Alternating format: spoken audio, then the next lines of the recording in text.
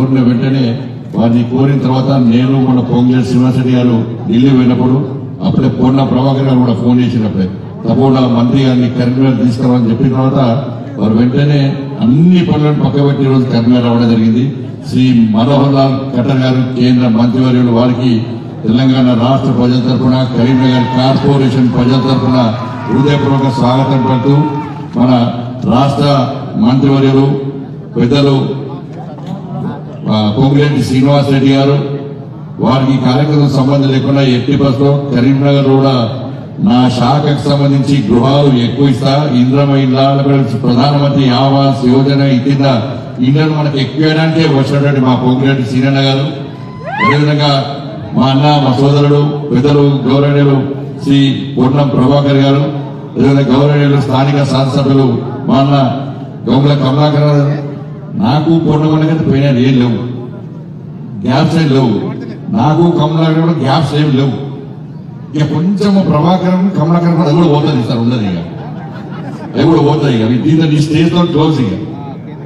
ఇక డౌట్ వస్తుంది ఏదేమన్నా వాళ్ళు అవుతలేరు, ఏం డౌట్ లేదు, అందరం కలిసి ఉంటాను, ఏం ఇబ్బంది లేదు. అలా ఇవాళ ఈ వేదిక చూసినాక మా సీనియర్ల పరిశ్రమ మా ఖమ్మంలో పోతే ఊకే కొట్టుకుంటారా, ఏడిపోయినా నొల్లెడుతుంది. కరీంనగర్ లో అందరు నవ్వుకుంటే ప్రశాంతంగా అందరు కలిసి ఉన్నారు అంటే అంటే అభివృద్ధికి ఇది ఒక ప్రధాన ఉదాహరణ. కరీంనగర్ స్మార్ట్ సిటీ విషయంలో అందరూ కలిసి అనేది ఒక మంచి సంకేతం పోయింది వాళ్ళు.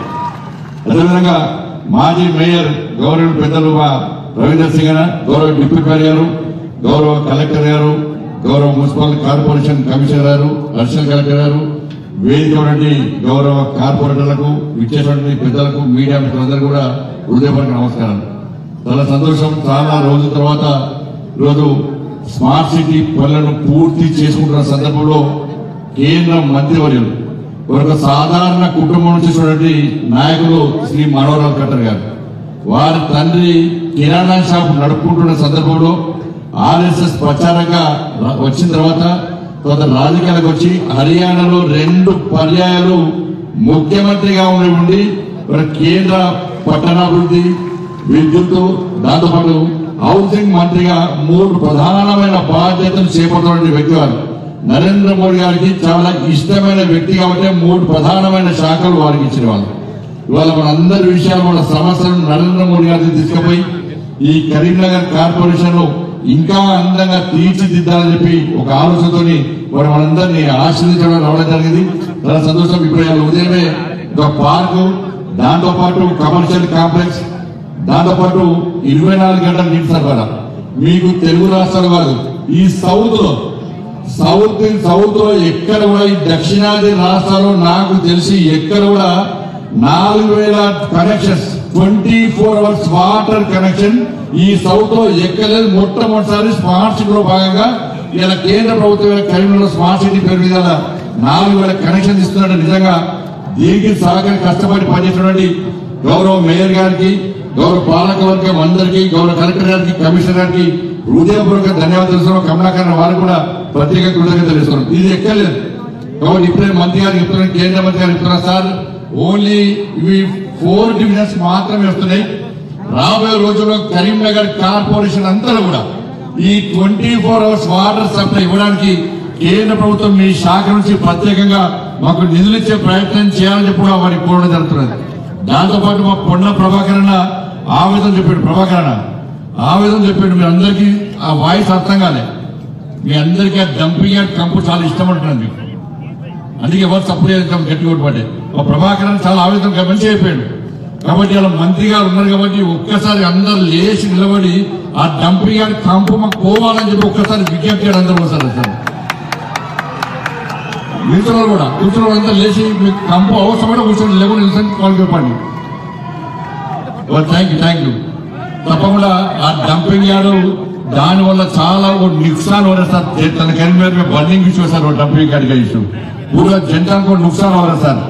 आप कृपया करके वो डंपिंग यार्ड से विमुक्ति करिए सर, कभी करीमनगर जनता को प्लीज सर. ये इंपॉर्टेंट इशू है सर. ये కాబట్టి డంపింగ్ యార్డ్ విషయంలో తప్పకుండా వారు స్పందిస్తారని చెప్పి వారు ప్రధాన సమస్య ఆ డంపింగ్ యార్డ్ సమస్యను వారు పరిష్కరిస్తారని చెప్పి ఒక నమ్మకం విశ్వాసం ఉంది.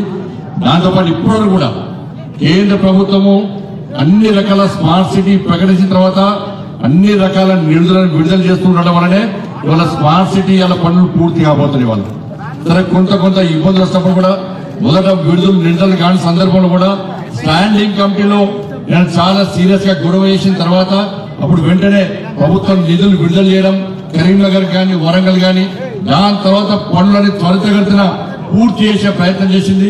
స్మార్ట్ సిటీ మిషన్ యొక్క టర్మ్ అయిపోయినప్పుడు కూడా మనోహర్ లాల్ ఖట్టర్ గారు మంత్రి అయిన తర్వాత స్మార్ట్ సిటీ మిషన్ ఆపే ప్రసక్తి లేదు. ఇప్పటివరకు పనులు పెండింగ్ ఉన్నాయి కాబట్టి ఈ పనులు పూర్తి ఎవరు కూడా స్మార్ట్ సిటీ మిషన్ గా ఆ టైం పొడిగిస్తా అని చెప్పి వారు ప్రత్యేకంగా పొడిగించారు. కాబట్టి ఈ రోజు ఈ ప్రారంభోత్సవ కార్యక్రమాన్ని 24 hours వాటర్ సప్లై కార్యక్రమాన్ని మనం ప్రారంభించుకుంటాం వారి కృషి వల్ల. కాబట్టి కరీంనగర్ కార్పొరేషన్ కు అన్ని రకాల అభివృద్ధి కార్యక్రమాలు చేయడానికి సిద్ధమన్నాం. ఎందుకంటే వేములవాడ దేవస్థానాన్ని స్మార్ట్ మన ప్రసాదం స్కీమ్ కింద పెట్టాలని చెప్పి కేంద్ర ప్రభుత్వాన్ని విజ్ఞప్తి చేయడం జరిగింది. అదేవిధంగా కొండగట్టు ఆంజనేయ స్వామి దేవాలయాన్ని కరీంనగర్ ఎల్ఎండిని కూడా టూరిజం రామాయణ సర్క్యూట్ కింద టూరిజం కింద పెట్టాలని చెప్పి కూడా కేంద్ర ప్రభుత్వానికి విజ్ఞప్తి చేసిన తర్వాత సంబంధిత శాఖ మంత్రి సానుకూలంగా స్పందించడం జరిగింది. దాంతో పాటు కొండ ప్రభాకర్ ఏం చేసిందంటే నవోదయ స్కీములు ఎట్టి పట్ల వంగరికి ఇస్తేనే ఇంకోసారి మీతో మాట్లాడతా లేకుండా మాట్లాడని వార్నింగ్ ఇచ్చిన తర్వాత నేను కూడా కేంద్ర మంత్రిని కలిసాక సిరిసిల్ల దాంతో పాటు సిరిసిల్ల హుస్నాబాద్ రెండు ప్రాంతాలకు కూడా నవోదయ స్కూల్ శాంక్షన్ చేసే ప్రయత్నం ప్రభుత్వం చేస్తున్నది. దాదాపు శాంక్షన్ చేశాడు.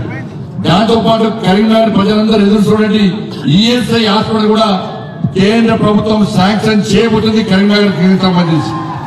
కాబట్టి ఇట్లా అనేక నిధులు కేంద్రం నుంచి తీసుకెళ్ళడానికి సిద్ధంగా ఉన్నాం. కాబట్టి అందరం కలిసికట్టుగా ఈ అభివృద్ధి కోసం ముందుతాం. తెలంగాణ రాష్ట్రానికి నరేంద్ర మోడీ ప్రభుత్వం తక్కువేం చేయలేదు.